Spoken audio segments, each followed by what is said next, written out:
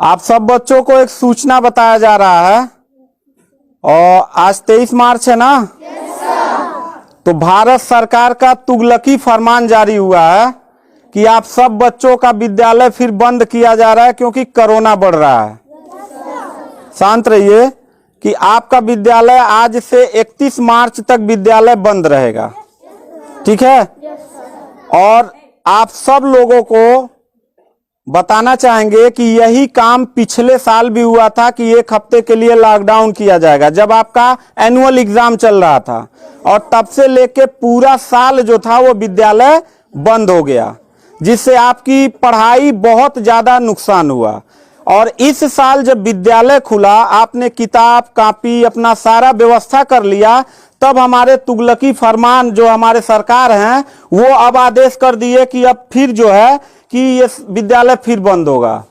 माननीय योगी आदित्यनाथ महाराज जी, मैं आपसे पूछना चाहता हूं कि आप बच्चों के भविष्य के साथ और जो प्राइवेट अध्यापक विद्यालय में पढ़ा के अपनी रोजी रोटी कमा खा रहे हैं, उनके पेट पे लात क्यों मार रहे हैं? इन बच्चों के भविष्य के साथ खिलवाड़ क्यों कर रहे हैं? ठीक है, कोरोना अगर बढ़ रहा है, विद्यालय बंद था, पूरे साल में किसी एक अध्यापक ने, किसी एक प्रबंधक ने कभी भी विद्यालय खोलने के लिए कोई धरना प्रदर्शन नहीं किया और हम लोगों ने पूरा सपोर्ट किया। लेकिन बीच में अगर कोरोना फैल रहा है तो मैं आपसे पूछना चाहूंगा कि जब गोरखपुर महोत्सव आप करा रहे थे तब कोरोना फैल नहीं रहा था। जब आप आके यहाँ पे इलाहाबाद के प्रयागराज में कुंभ का मेला लगवा रहे थे तब कोरोना नहीं फैल रहा था, जहां पे करोड़ों लोग स्नान करने गए। और अभी हरिद्वार में महाकुंभ का आयोजन आप करवा रहे हैं तब कोरोना नहीं फैल रहा है। बिहार में चुनाव हो रहा है तब कोरोना नहीं फैल रहा है। और विद्यालय जो बच्चों का सबसे देश की रीढ़ की हड्डी होते हैं, जिनकी बुनियादी शिक्षा, प्रारंभिक शिक्षा आप बिल्कुल बर्बाद कर दिए हैं पिछले 2 साल से, और अब जाके फिर लॉकडाउन आप लगा रहे हैं। तो आपसे पूछना चाहेंगे कि बच्चों के भविष्य के साथ आप मैच क्यों खेल रहे हैं? ये जितने भी बच्चे हैं, अगर 1 मार्च आप 1 अप्रैल बोले हैं, 1 अप्रैल तक अगर विद्यालय नहीं खुला तो इन सारे बच्चों को लेके मैं रोड पे बैठ जाऊंगा। ये मैं आपको खुला चैलेंज कर रहा हूं, क्योंकि बात सिर्फ मेरे तक का नहीं है, इन सारे बच्चों का भविष्य है। और इन सारे बच्चों का भविष्य आप लोग अंधकार में डाल रहे हैं। आप लोग खुद नहीं चाहते हैं कि देश का बच्चा पढ़े, पढ़ के कुछ लायक बने। आप लोग अपना, जब रैली निकालना रहेगा, चुनाव रहेगा, तो कोरोना आपके पास नहीं रहता है। और जब आपको लगेगा कि आपके विपक्ष में लोग खड़े हो रहे हैं तो आप कोरोना का ड्रामा करा के विद्यालय को सबसे पहले आप बर्बाद कर रहे हैं। आप बताइए, विद्यालय में, आप गोरखपुर जिले में 193 लोगों ने अपने विद्यालय की मान्यता निरस्त करा लिया। जानते हैं क्यों? महंत योगी आदित्यनाथ जी, क्योंकि वो लीज पे चलाते थे और उनका भाड़ा हुआ करता था 40 हजार 45 हजार रुपया मंथली हुआ करता था। वो भाड़ा न चुकाने के वजह से, चूंकि मालिक को भाड़ा चाहिए, उन लोगों ने अपनी मान्यता निरस्त करा दिया। और सरकारी जो स्कूल है उनकी हालत तो पहले से मतलब खस्ता हो चुकी है। तो ऐसे कंडीशन में गार्जियन करे तो क्या करे, और हम अध्यापक करे तो क्या करें? ये जितने भी 16-17 स्टाफ हैं, इन सब लोगों की रोजी रोटी चलती है इन बच्चों के और इस विद्यालय के संस्था से। आप लोग हमारे पेट पे प्रहार कर रहे हैं, हम लोगों के व्यवसाय से प्रहार कर रहे हैं। अगर आपको लग रहा है कोरोना है, ठीक है, विद्यालय बंद कर दीजिए, तो आप ये भी अपनी नियत को साफ करिए कि कुंभ का जो मेला, महाकुंभ का लगवाने वाले हैं, उसको भी कैंसिल कर दीजिए। और जो गोरखपुर महोत्सव और गोरखनाथ का मेला लगवा के आप ड्रामा करवा रहे हैं, वो भी बंद करवाइए। यानी आप खुद नियम का पहले फॉलो करिए, हम लोग नियम को फॉलो करने के लिए तैयार हैं। अगर लास्ट में जाते जाते यही कहेंगे, इन बच्चों को, चेहरों को देखिए, इनके माता पिता ने सारे बच्चों का, किनका मोबाइल बज रहा है, साइलेंट कर लीजिएगा सर।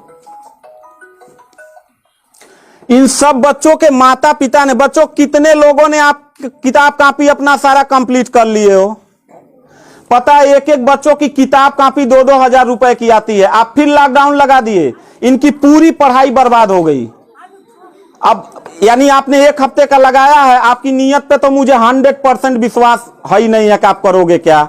आप पूरे साल पढ़ाई बर्बाद करोगे। हाथ नीचे करिए। अब ये बच्चे करेंगे क्या? किताब लेकिन इनके गार्जियन करेंगे क्या? हम लोगों ने पूरा कोऑपरेट किया सरकार को। जितना दिन लॉकडाउन लगा था उतना दिन का मैंने पूरे सभी विद्यालय के लोगों ने शुल्क माफ कर दिया, क्योंकि गार्जियन के ऊपर कोई लोड न पड़े। हम लोगों ने टीचरों को पेमेंट नहीं किया, क्योंकि हम लोगों ने जब फीस नहीं लिया तो पेमेंट कहां से करें।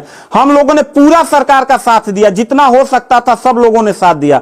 लेकिन अब इतनी कंडीशन होने के बाद, विद्यालय खुलने के बाद आप लोग विद्यालय बंद कर रहे हैं, ये बहुत ही गलत कर रहे हैं। और आपका पॉलिटिकल जो फंडामेंटल जिस पे आप चल रहे हैं कि जिन नियतों पे आपका बर्बाद होने वाला है, मैं लिख के आपको दे दूंगा कि अगर फिर से 1 अप्रैल के बाद, ठीक है, अगर 1 हफ्ते के रोकने के बाद कोरोना भाग जाता तो मतलब 1 हफ्ता आप बंद कर लीजिए, बिल्कुल हम लोग 1 हफ्ता नहीं पढ़ाई कराएंगे।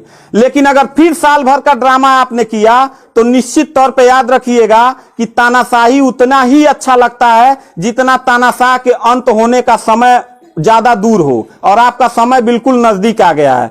तो मैं उम्मीद करता हूं कि आप ये काम बिल्कुल मत करिएगा। 1 अप्रैल के बाद अगर विद्यालय फिर से आप बढ़ाएंगे तो इन सब चेहरों को देख लीजिए और इनके गार्जियन को लेके, अपने पूरे स्टाफ को लेके जिले से लेके मैं प्रदेश लेवल तक धरने पे बैठूंगा, इस बात को याद रखिएगा।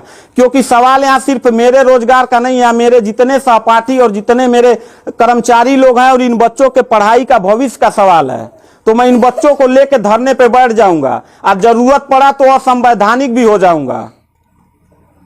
इसी के साथ मैं सरकार से रिक्वेस्ट करूंगा कि अगर 1 हफ्ता में बंद करने से कोरोना भाग जाता है तो हम सब लोग आपके साथ हैं, अगर नहीं भागता है तो 1 अप्रैल से छोड़ दीजिए। हम लोगों को कोरोना होगा, मरेंगे, क्या करेंगे वो हम लोगों की रिस्पांसिबिलिटी है। आपको इतना चिंता करने की जरूरत नहीं है, क्योंकि कोरोना में लॉकडाउन लगाने के बाद खाना हम ही लोग पहुंचाएंगे, लोगों के आने जाने की व्यवस्था हम ही लोग करेंगे, उनके दवा दारू की व्यवस्था हम ही लोग करेंगे। आप सिर्फ ड्रामा करेंगे, सिर्फ थरिया पिटवाएंगे और मोमबत्ती जलवाएंगे, इससे ज्यादा तो आपकी कुछ औकात है ही नहीं है। तो मैं उम्मीद करता हूं कि 1 अप्रैल के बाद आप विद्यालय खोल दीजिएगा। इन बच्चों के भविष्य के साथ आप लोग खिलवाड़ मत करिएगा।